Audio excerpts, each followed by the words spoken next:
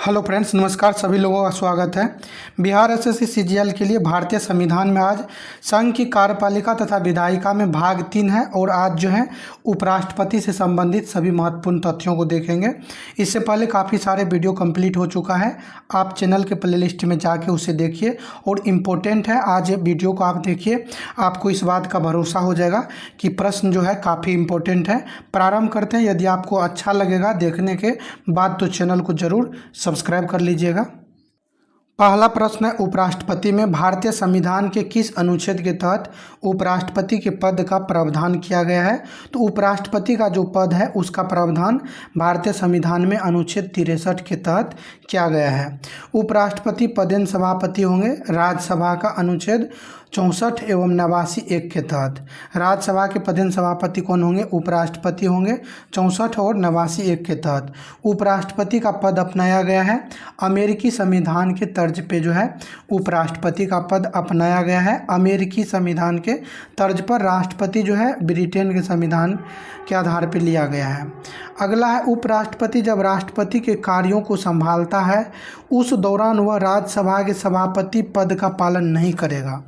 उपराष्ट्रपति जब राष्ट्रपति के कार्यों को संभालता है, यानी जब उपराष्ट्रपति राष्ट्रपति के कार्य करेंगे, उपराष्ट्रपति के बदले कार्य करेंगे, तो उस दौरान वह राज्यसभा के सभापति का जो पद होगा उसका पालन नहीं करेगा अनुच्छेद 64 के तहत। भारत के उपराष्ट्रपति का चुनाव किया जाता है संसद के दोनों सदनों के सभी सदस्यों के द्वारा। दोनों सदन के सभी सदस्यों के द्वारा उपराष्ट्रपति का चुनाव किया जाता है। उपराष्ट्रपति का निर्वाचन होता है अनुपातिक प्रतिनिधित्व के आधार पर एकल संक्रमणीय पद्धति द्वारा और गुप्त मतदान से। अनुच्छेद 66 के तहत जो है चुनाव होता है, निर्वाचन होता है उपराष्ट्रपति का।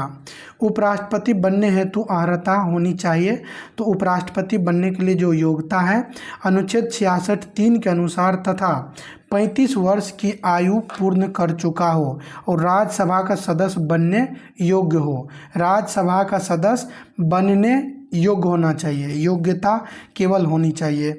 उपराष्ट्रपति को पद से हटाया जा सकता है राज्यसभा के बहुमत से पारित एक संकल्प के द्वारा। राज्यसभा में एक बहुमत से पारित संकल्प के द्वारा उपराष्ट्रपति को पद से हटाया जा सकता है। अगला है, किसको पद से हटाने का संकल्प केवल राज्यसभा में प्रस्तुत किया जा सकता है, लोकसभा में नहीं? तो उपराष्ट्रपति को। उपराष्ट्रपति को पद की शपथ कौन दिलाता है? तो राष्ट्रपति जो है पद के शपथ दिलाते हैं। उपराष्ट्रपति क्या शपथ लेता है? संविधान के प्रति निष्ठा एवं पद व कर्तव्यों का निर्वाह। जो उपराष्ट्रपति शपथ लेते हैं संविधान के प्रति निष्ठा एवं पद व कर्तव्यों का निर्वाह करेंगे, ऐसा शपथ लेते हैं। उपराष्ट्रपति की पदावधि 5 वर्ष होते हैं अनुच्छेद 67 के तहत। 5 वर्ष होते हैं पदावधि। अनुच्छेद कौन सा है? अनुच्छेद है 67। नेक्स्ट है, उपराष्ट्रपति को किस मत द्वारा हटाया जा सकता है? उपराष्ट्रपति को किस मत के द्वारा हटाया जा सकता है? साधारण बहुमत से राज्यसभा के द्वारा जो पारित होगा उससे हटाया जा सकता है, साधारण बहुमत से। उपराष्ट्रपति द्वारा किस सदन की अध्यक्षता की जाती है जिसका वह सदस्य नहीं होता है? राज्यसभा का अध्यक्षता किया जाता है लेकिन राज्यसभा के वो सदस्य नहीं होते हैं उपराष्ट्रपति। उपराष्ट्रपति अन्य आकस्मिकताओं में राष्ट्रपति के कृत्यों का निर्वहन किसके तहत करता है? यहाँ ध्यान देना है कि उपराष्ट्रपति जो है अन्य आकस्मिकताओं में राष्ट्रपति के कृत्यों का निर्वहन किसके तहत करता है? तो अन्य आकस्मिकताओं में राष्ट्रपति के कृत्यों का निर्वहन जो करते हैं उपराष्ट्रपति अनुच्छेद 70 के तहत करते हैं, अनुच्छेद 70 के तहत। नेक्स्ट, उपराष्ट्रपति को वेतन किस पद के लिए दिया जाता है?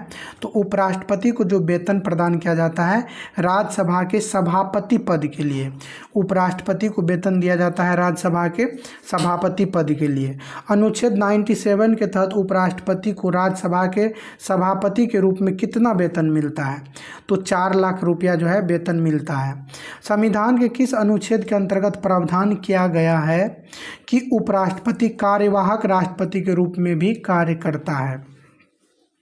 तो यहाँ ध्यान देना है, उपराष्ट्रपति जो है कार्यवाहक राष्ट्रपति के रूप में कार्य करेंगे, ऐसा कहा गया अनुच्छेद 65 में कि कार्यवाहक राष्ट्रपति के रूप में कार्य करेंगे।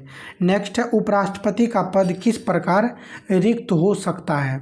जो उपराष्ट्रपति हैं उनका पद जो है किस प्रकार से रिक्त हो सकता है, स्वेच्छा से राष्ट्रपति को त्यागपत्र दे करके। और दूसरा है, उपराष्ट्रपति को हटाने के लिए सर्वप्रथम राज्यसभा द्वारा लाया गया प्रस्ताव तथा लोकसभा अपनी सहमति प्रदान करने पर पद रिक्त हो जाता है।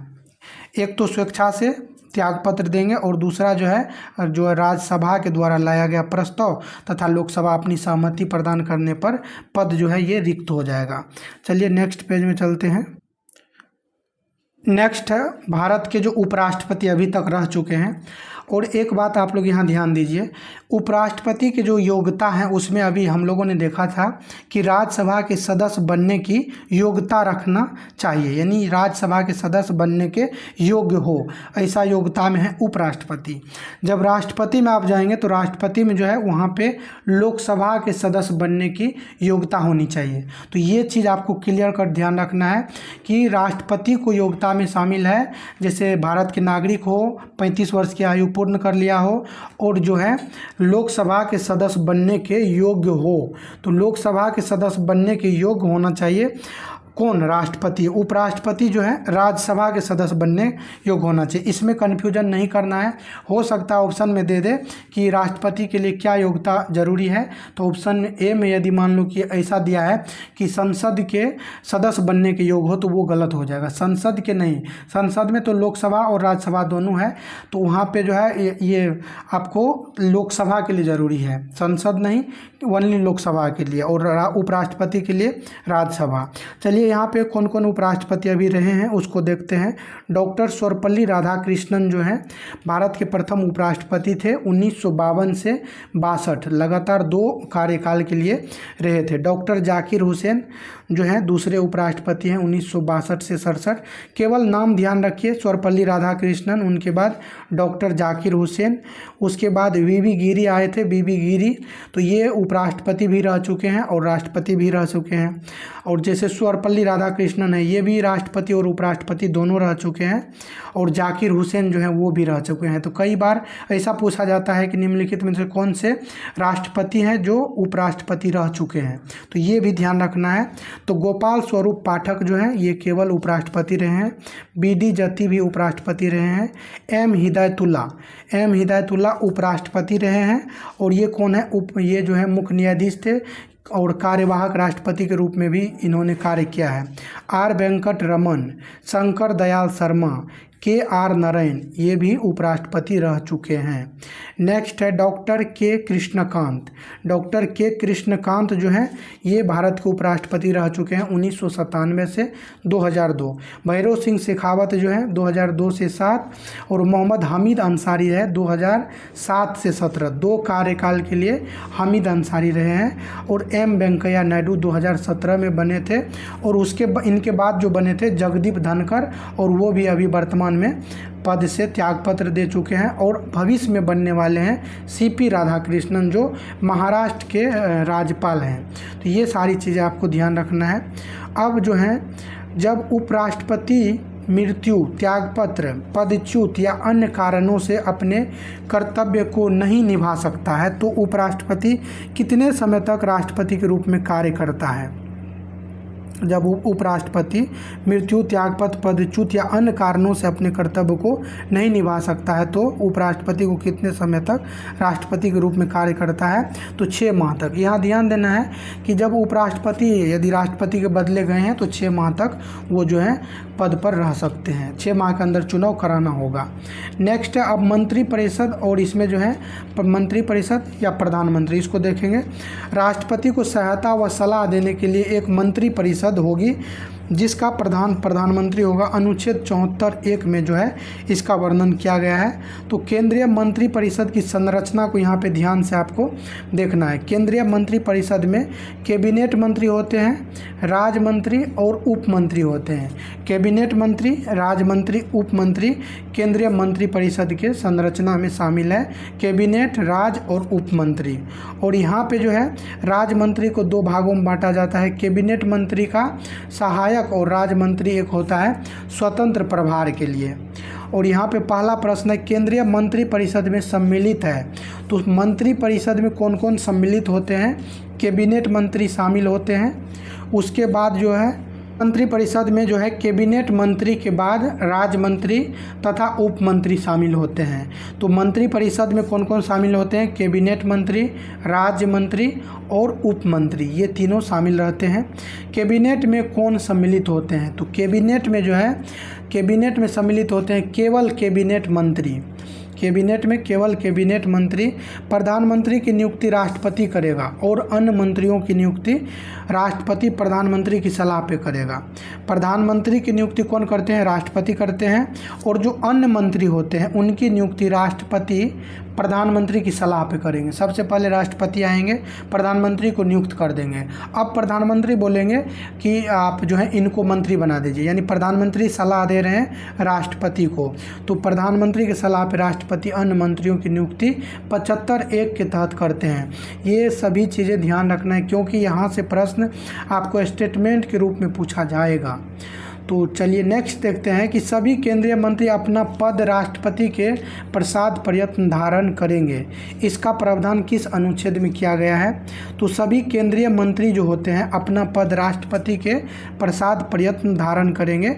यानी जो मंत्री होते हैं केंद्रीय मंत्री व्यक्तिगत रूप से राष्ट्रपति के प्रति उत्तरदायी होते हैं और सामूहिक रूप से लोकसभा के प्रति उत्तरदायी होते हैं। तो केंद्रीय मंत्री जो हैं व्यक्तिगत रूप से राष्ट्रपति के प्रति उत्तरदायी होते हैं अनुच्छेद 75(2) के तहत, और सामूहिक रूप से लोकसभा के प्रति उत्तरदायी होते हैं अनुच्छेद 75(3) के तहत। इसमें कोई कन्फ्यूजन नहीं होना चाहिए, मैं इसको क्लियर कर रहा हूँ। कैसे ध्यान रखना है? व्यक्तिगत रूप से मतलब क्या है? एक व्यक्ति से दूसरे व्यक्ति का संबंध है, यानी दो व्यक्ति के बीच का संबंध है। तो व्यक्तिगत रूप से राष्ट्रपति के प्रति होंगे। तो ये एक व्यक्तिगत मतलब आपको ध्यान रखना है कि दो व्यक्ति के बीच का है, इसीलिए 75 का 2 है। दो व्यक्ति के बीच का है तो 75 का 2।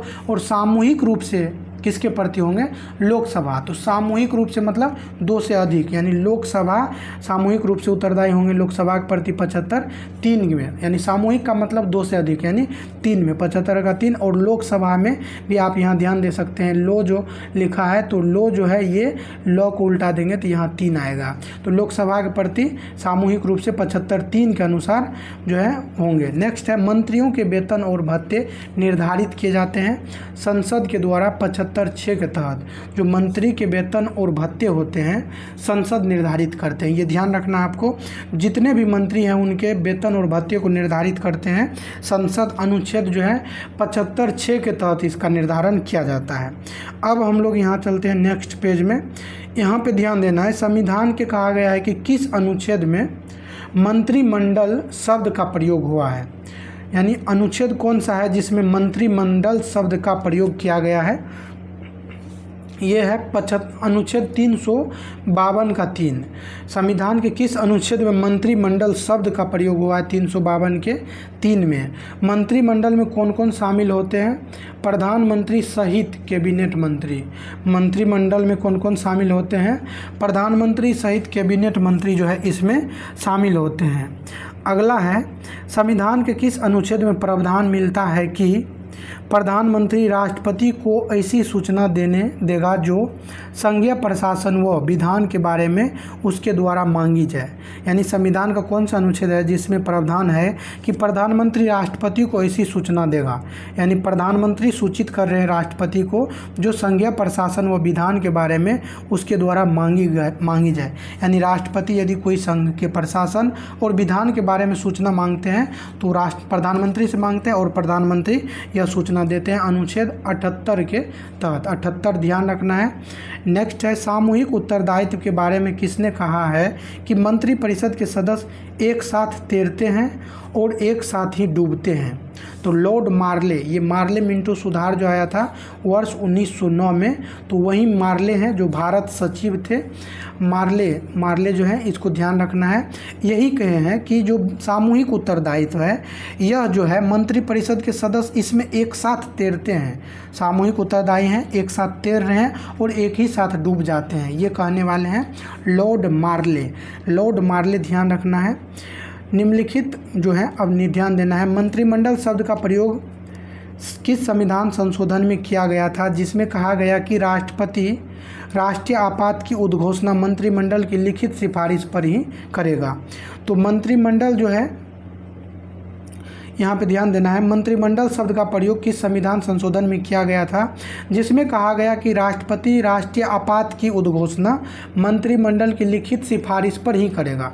राष्ट्रीय आपात की घोषणा मंत्रिमंडल का लिखित सिफारिश प्राप्त होने के बाद राष्ट्रपति करते हैं, और ये 44वें संविधान संशोधन 1978 के द्वारा कहा गया था। मंत्रियों के शपथ के प्रारूप का उल्लेख कहाँ मिलता है, तो जो मंत्री के शपथ है, इनका जो उल्लेख है अनुसूची 3 में है। और कौन कौन है जो अनुसूची 3 में शामिल नहीं है, तो राष्ट्रपति है, क्योंकि राष्ट्रपति का शपथ अनुच्छेद 60 में है। उसके बाद जो है उपराष्ट्रपति हैं, उपराष्ट्रपति का जो है 69 में है।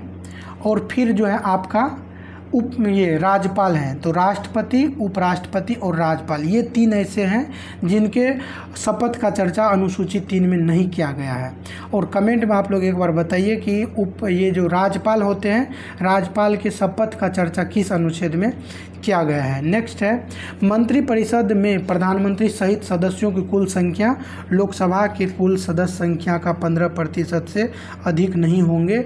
91वां संविधान संशोधन 2003 में कहा गया है कि मंत्रिपरिषद में प्रधानमंत्री सहित सदस्यों की कुल संख्या लोकसभा के टोटल सदस्य संख्या से जो है 15% या उससे कम ही होंगे। तो ये ध्यान रखना है। किस अनुच्छेद के अंतर्गत प्रधानमंत्री सहित प्रत्येक मंत्री को पद ग्रहण करने से पूर्व राष्ट्रपति के सामने पद और गोपनीयता की शपथ लेनी होती है। यानी अनुच्छेद 75(4) में कहा गया है कि प्रधानमंत्री सहित प्रत्येक मंत्री जो है पद ग्रहण करने से पहले राष्ट्रपति के सामने पद और गोपनीयता के शपथ लेंगे। 75(4) में ये कहा गया है। नेक्स्ट है, मंत्रिपरिषद का सदस्य बनने के लिए एक व्यक्ति का संसद के किसी सदन का सदस्य बनना आवश्यक है। यदि ऐसा नहीं हो तो उसे पद ग्रहण से 6 महीने के अंदर संसद सदस्य बनना अनिवार्य है, अन्यथा पद छोड़ना पड़ेगा। 75(5) में कहा गया है कि कोई व्यक्ति यदि मंत्रिपरिषद का सदस्य बनना चाहते हैं तो उनको जो है संसद के किसी भी सदन का सदस्य बनना जरूरी है। लेकिन यदि ऐसा करने में असफल रहा और तत्कालीन उसको मंत्रिपरिषद का सदस्य बनना हो तो वो बन सकते हैं, लेकिन 6 महीना के अंदर उसको सदस्य बन जाना होगा लोकसभा या राज्यसभा का। ऐसा कहा गया 75(5) में कहा गया है। नेक्स्ट है, मंत्री कितने प्रकार के होते हैं? 3 प्रकार के होते हैं। मंत्री कितने प्रकार के होते हैं? 3। कैबिनेट मंत्री, राज्य मंत्री और उप मंत्री। कैबिनेट, राज्य और उप मंत्री। नेक्स्ट है, संसद के किस सदन द्वारा मंत्रिपरिषद के विरुद्ध अविश्वास प्रस्ताव पारित किया जा सकता है? संसद के किस सदन के द्वारा मंत्रिपरिषद के विरुद्ध अविश्वास प्रस्ताव पारित किया जा सकता है जिसके कारण उसे त्यागपत्र देना पड़ता है? लोकसभा के द्वारा अविश्वास प्रस्ताव। मंत्रिपरिषद का अध्यक्ष या नेता होता है प्रधानमंत्री। मंत्रिपरिषद किसके प्रति उत्तरदायी होते हैं? लोकसभा के प्रति जो है सामूहिक रूप से 75(3) के अनुसार उत्तरदायी होते हैं, और मंत्रिपरिषद सामूहिक रूप से लोकसभा के प्रति उत्तरदायी होते हैं। तो व्यक्तिगत रूप से जो है राष्ट्रपति के प्रति उत्तरदायी होते हैं 75(2) के अनुसार। अनुच्छेद 75(2) में कहा गया है कि व्यक्तिगत रूप से राष्ट्रपति के प्रति उत्तरदायी होंगे और सामूहिक रूप से जो है वो उत्तरदायी होंगे लोकसभा के प्रति। तो व्यक्तिगत रूप से 75(2) में, सामूहिक रूप से 75(3) में। आमतौर पर प्रधानमंत्री सदस्य होते हैं लोकसभा का, आमतौर पर यानी जनरली लोकसभा के होते हैं। मंत्रिपरिषद के विरुद्ध अविश्वास प्रस्ताव लाने के लिए लोकसभा सदस्यों की संख्या होनी चाहिए। यानी मंत्रिपरिषद के विरुद्ध यदि अविश्वास प्रस्ताव लाना हो तो लोकसभा सदस्यों की संख्या होनी चाहिए 50 सदस्य होना चाहिए। लोकसभा सदस्यों की संख्या 50 होना चाहिए। अविश्वास प्रस्ताव पूरा स्थापित किया जा सकता है। अविश्वास प्रस्ताव को पुनः स्थापित किया जा सकता है केवल लोकसभा में। अविश्वास प्रस्ताव पुनः स्थापित किया जा सकता है केवल लोकसभा में। अविश्वास प्रस्ताव का उल्लेख कहाँ पर मिलता है? लोकसभा के नियम 198 में। अविश्वास प्रस्ताव का उल्लेख कहाँ मिलता है? लोकसभा के नियम जो है 198 में इसका उल्लेख किया गया है। केंद्रीय मंत्रिपरिषद के त्यागपत्र देने के उपरांत लागू नहीं होगा। जब केंद्रीय मंत्रिपरिषद त्यागपत्र दे दिया है तो राष्ट्रपति शासन लागू नहीं होगा। नेक्स्ट है, भारतीय राजनीति व्यवस्था में कार्यपालिका किसके अधीन रहकर कार्य करती है? तो कार्यपालिका जो है विधायिका के अधीन रह करके कार्य करते हैं। कार्यपालिका किसके अधीन है? विधायिका। तो इसे ध्यान रख सकते हैं आप। कब ध्यान रखना है? कब? तो ये कब से कार्यपालिका, ब से विधायिका। तो क जो है किसके अंडर में है? तो ब के अंडर में, यानी विधायिका के अंदर में है। कार्यपालिका किसके अंदर में है? विधायिका के अंदर में है। और इस वीडियो को यहीं पे समाप्त करते हैं और इसका नेक्स्ट पार्ट लाएंगे। आप लोग ज़रूर देखिएगा। सभी लोगों को धन्यवाद।